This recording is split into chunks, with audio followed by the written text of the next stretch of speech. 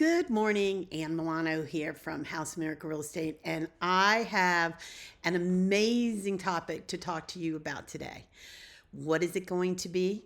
Well, I am going to talk to you about a very controversial thing that's going on in the news right now, and I am here to say that everything you're hearing, I do not agree with. Okay, so we're going to talk about Trump, Donald Trump. Donald Trump and his idea for a 50-year mortgage. Yes, you heard me correct, 50-year mortgage. Okay, so here is my take on this, which does not agree with anything that you're hearing. So get ready. Number one, we have had over the years a 15-year mortgage, a 30-year mortgage, a 20-year mortgage they came out with not too long ago. And now Trump is running the idea for a 50-year mortgage. Do I think this is a good idea or do I think this is a bad idea? Well, the media is telling you, oh, poo-poo on the idea. This is terrible idea. At the end of the day, you're going to be paying more for the house over a period of time, blah, blah, blah, blah, blah, blah, blah. Well, I am here to tell you that's ridiculous, okay? Yes, will you be paying more over 50 years for interest on a property? Absolutely. Will you be paying less at 15 years? Why is 15 years better than, 30 year or better than a 50 year? Well, here's the reason why. During your payment, you are paying two things, right? You're paying principal, which is what you paid for the house, and you're paying interest. Well, interest is kind of an interesting topic, okay? Because when you're talking about houses, the interest that you pay on your loan for 1 year, every year, is tax deductible. You heard me correctly.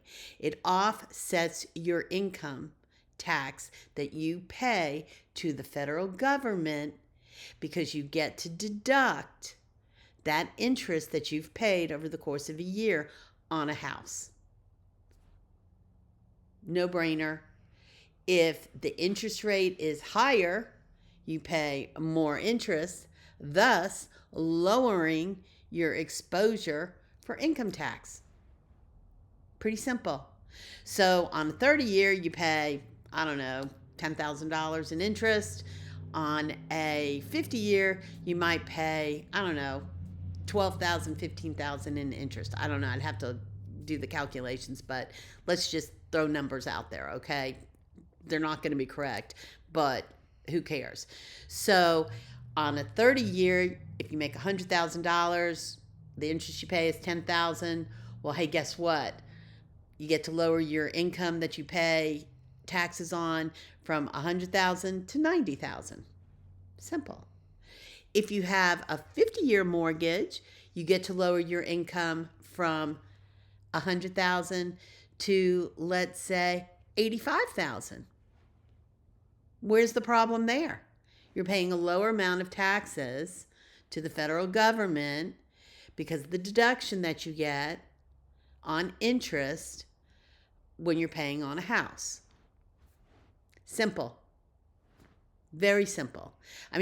Trump just put into, I think on this tax bill or whatever that they passed, the ability to be able to deduct car interest when you're paying your car payment. That's also going to lower your income that you have to pay taxes on to the federal government.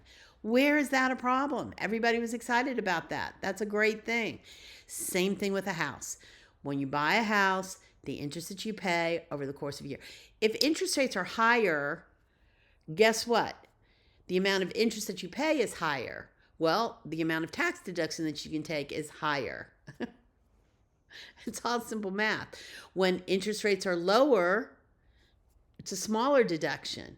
Now, 15 year versus 20 years versus 30 year versus 50 year, well, it changes the payment.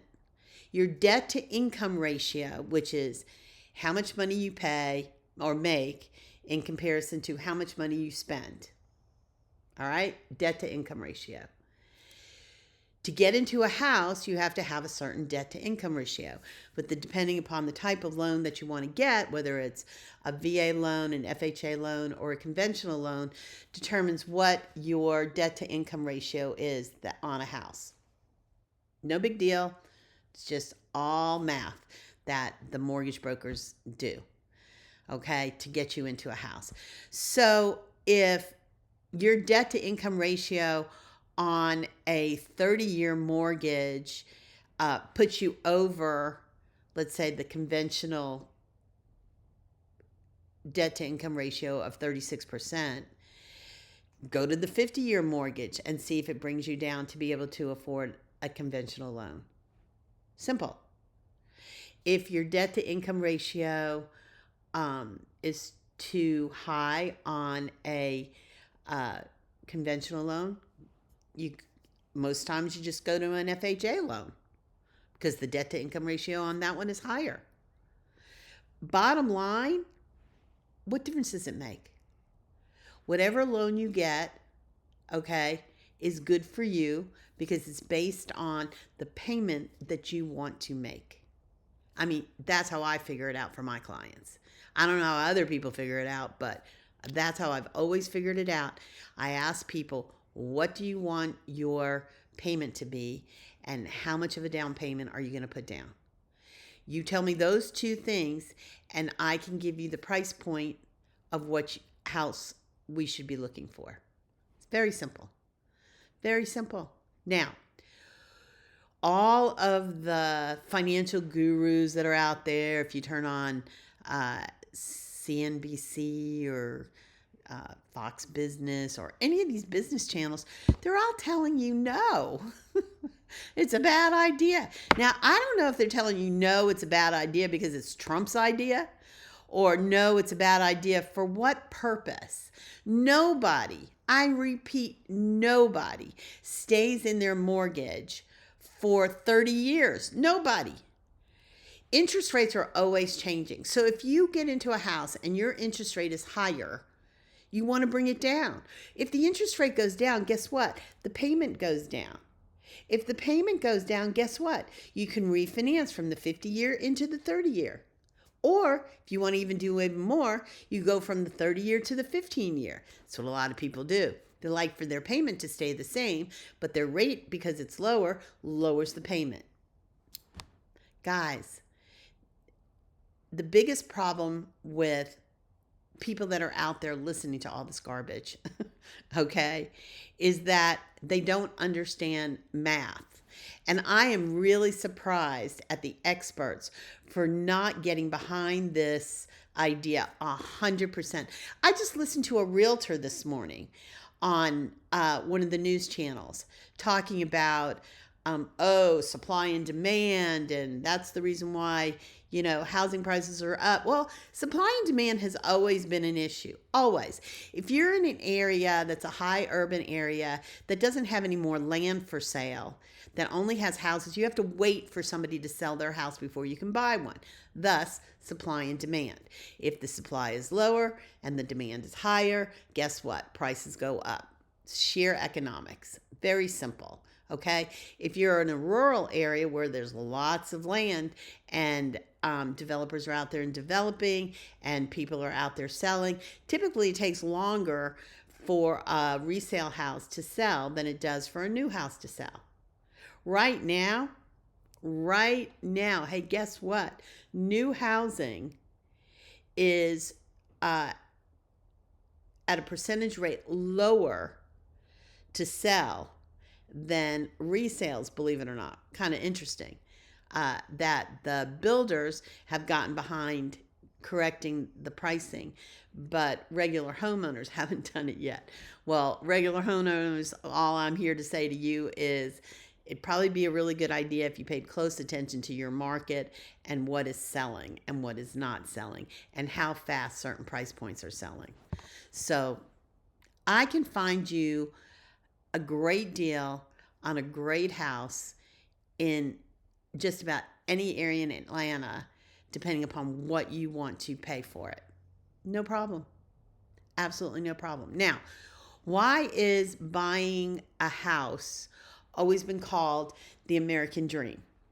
Well, the reason why is because home ownership creates wealth.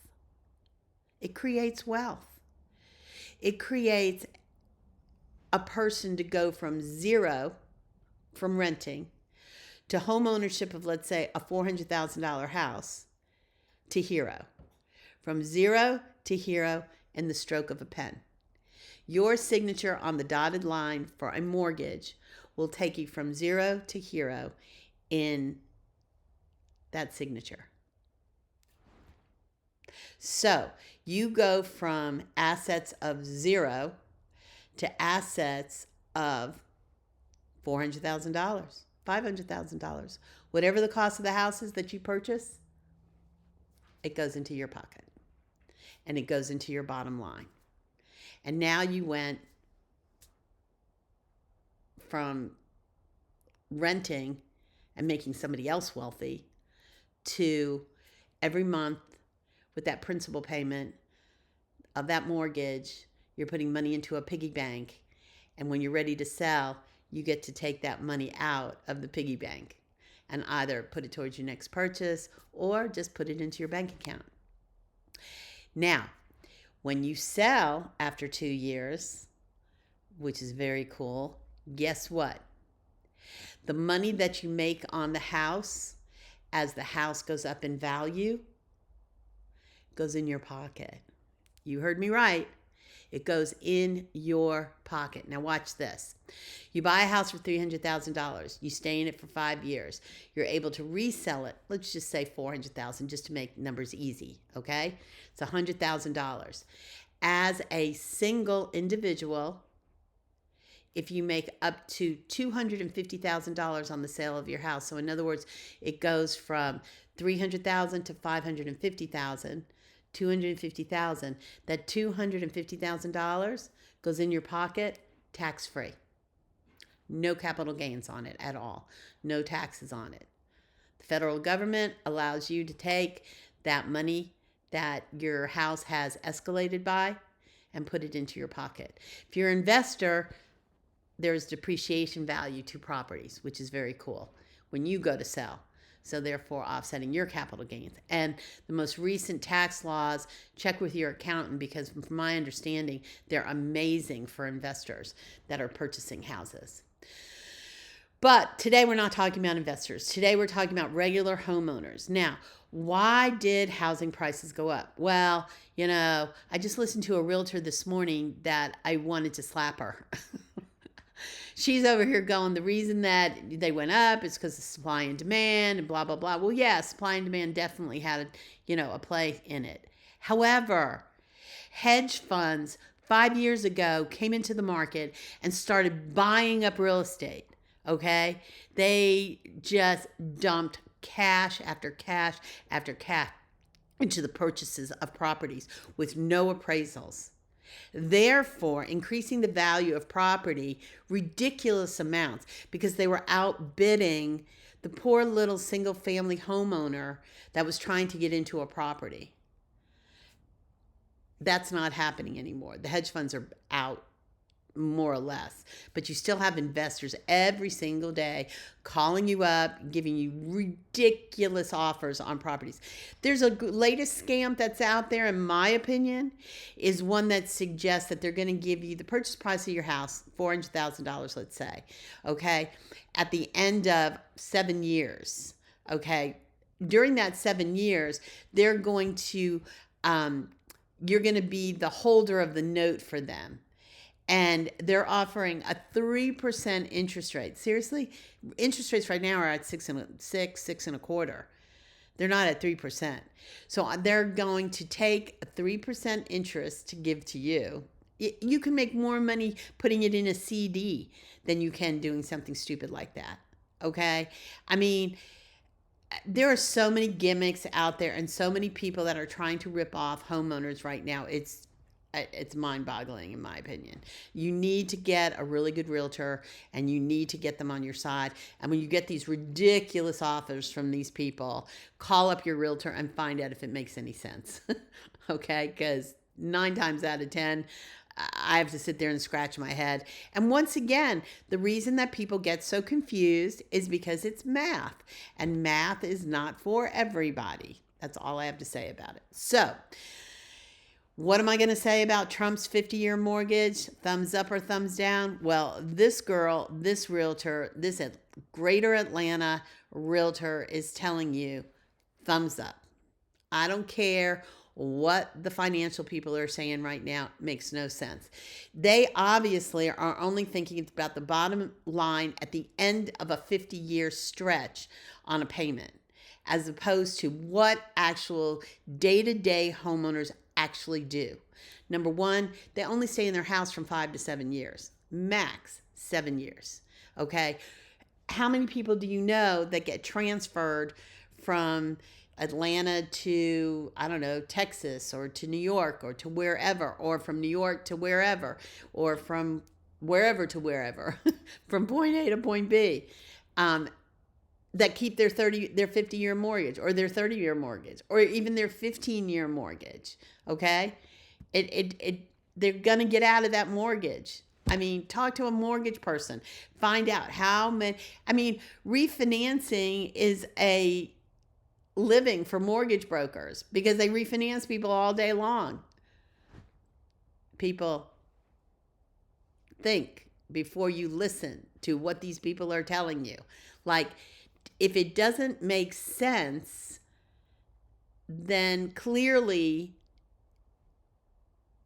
talk to somebody that actually does it day in and day out. That's all I have to say about this matter. So, once again, I'm going to repeat. 50-year mortgages, thumbs up or thumbs down? Well, this girl says thumbs up. So, take this video and make it viral, because it needs to get out there to people so that this way they can hear it. Home ownership, as I said, is the single best way for you today, signing on the dotted line, to create your personal wealth portfolio. Okay, I'm Ann Milano. Be sure to follow me so that this way you will be able to hear more about these crazy ideas that are floated out in the media with negative connotations when it comes to real estate. I mean, I am a glass half full kind of gal, and I get it. There's times when I am going to give you a thumbs down on certain ideas, but this particular one, I don't see a negative. All I see are positives for people to have the American dream, which is home ownership. Bye for now.